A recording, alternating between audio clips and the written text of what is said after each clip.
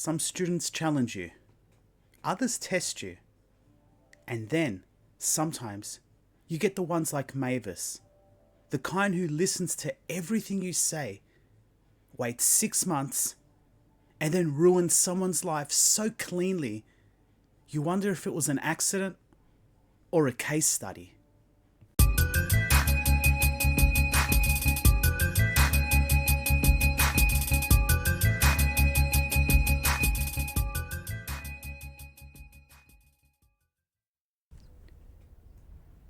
She's marking me, Sarah said.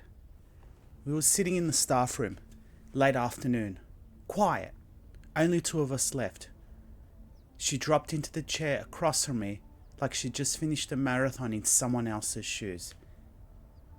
Every time I speak in class, she said, I feel like she's the one assessing me, not the other way around.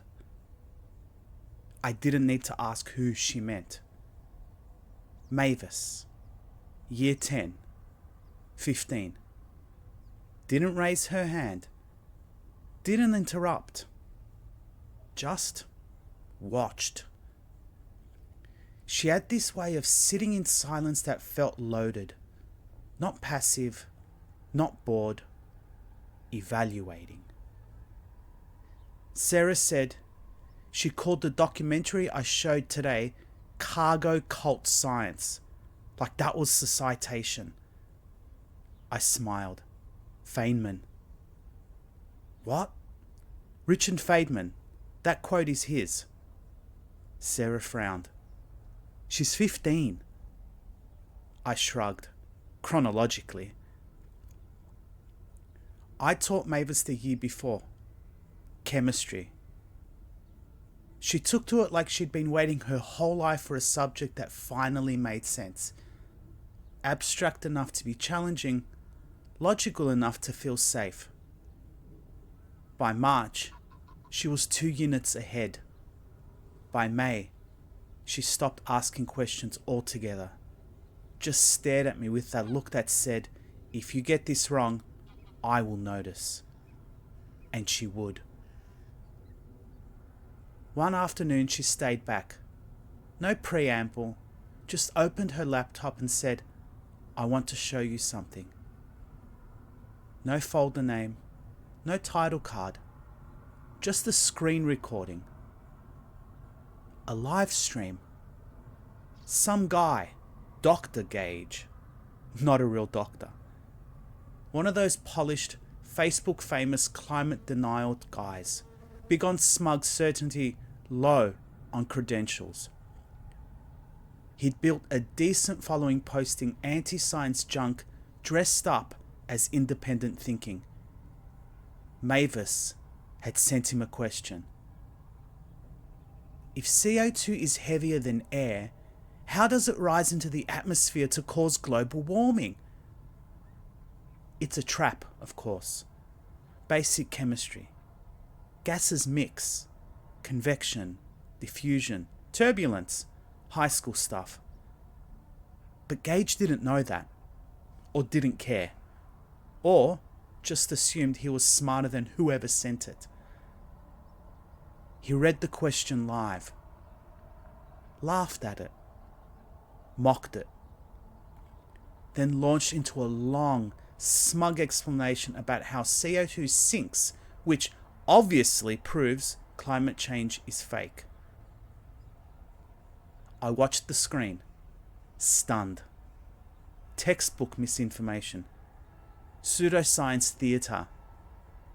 And Mavis? She didn't argue, didn't flinch. She just clipped it. Captioned it, Dr. Gage explaining atmospheric science. And then posted it. It exploded. Scientists piled on.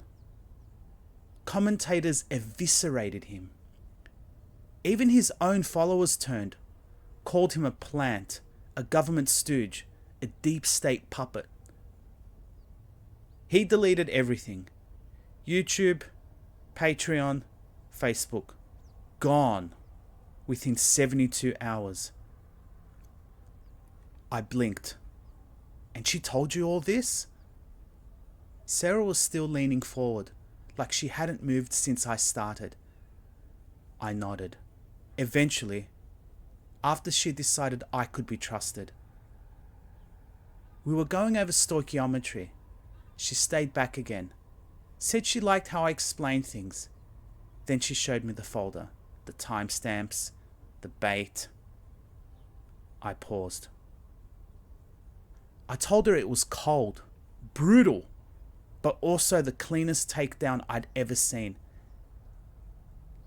And then, half joking, I said, if I ever get something wrong, just give me a chance to explain before you do something like this to me, yeah? She laughed. Once. A dry little snort. Then silence. 10 seconds, maybe more. She packed up her laptop, stood, and said, I've got to get to drama. Then left. I still don't know what she took that line as. A joke? A warning? A test?